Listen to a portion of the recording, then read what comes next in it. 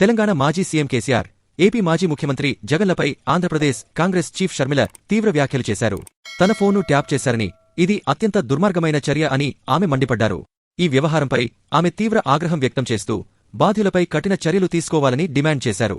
Media సమావేశంలో YS Sharmila మాట్లాడుతూ ఇంత దుర్మార్గంగా వ్యవహరిస్తారా అంటూ వైఎస్ జగన్ను ఉద్దేశించి తీవ్ర స్వరంతో ప్రశ్నించారు. గత ప్రభుత్వాల హయాంలో తన ఫోన్ను నిరంతరం ట్యాప్ చేశారని ఆమె ఆరోపించారు.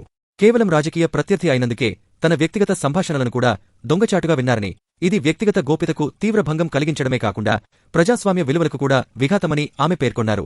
తెలంగాణలో కేసీఆర్ ప్రభుత్వం, ఆంధ్రప్రదేశ్లో వైఎస్ జగన్ ప్రభుత్వం అధికారంలో ఉన్నప్పుడు ఈ ఫోన్ ట్యాపింగ్ తతంగం నడిచిందని షర్మిల ఆరోపించారు. ఒక మహిళ అని కూడా చూడకుండా ఒక రాజకీయ నాయకురాలిగా నా కార్యకలాపాలను అడ్డుకోవడానికి, నా వ్యూహాలను తెలుసుకోవడానికి ఇంత నీచమైన చర్యలకు పాల్పడ్డారని ఆమె ఆవేదన వ్యక్తం చేశారు. ఫోన్ ట్యాపింగ్ ద్వారా సేకరించిన సమాచారాన్ని తమ రాజకీయ ప్రయోజనాల కోసం వాడుకున్నారని ఆమె దుయ్యబట్టారు. ఈ సందర్భంగా షర్మిల మాట్లాడుతూ ఇటువంటి చర్యలు ప్రజాస్వామ్యంలో ఎంతమాత్రం ఆమోదయోగ్యం కావని అన్నారు. అధికారంలో ఉన్నవారు తమ అధికారాన్ని దుర్వినియోగం చేస్తూ ప్రత్యర్థులపై నిఘా పెట్టడం, వారి సంభాషణలను రహస్యంగా వినడం వంటివి చట్టవ్యతిరేకమని, నైతికంగా కూడా తప్పని ఆమె స్పష్టం చేశారు.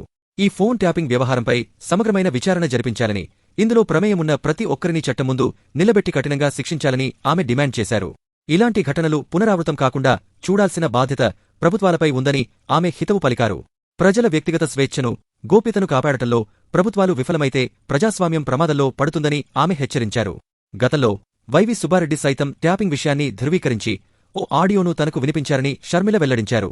తెలంగాణలో తనను రాజకీయంగా, ఆర్థికంగా అణగదొక్కేందుకే కేసీఆర్, జగన్ కలిసి ఈ కుట్ర పన్నారని ఆమె తీవ్రంగా ఆరోపించారు.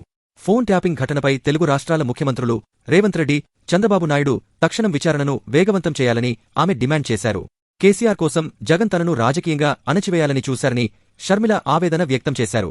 విచారణకు ఎప్పుడు పిలిచినా తాను హాజరవుతానని స్పష్టం చేశారు.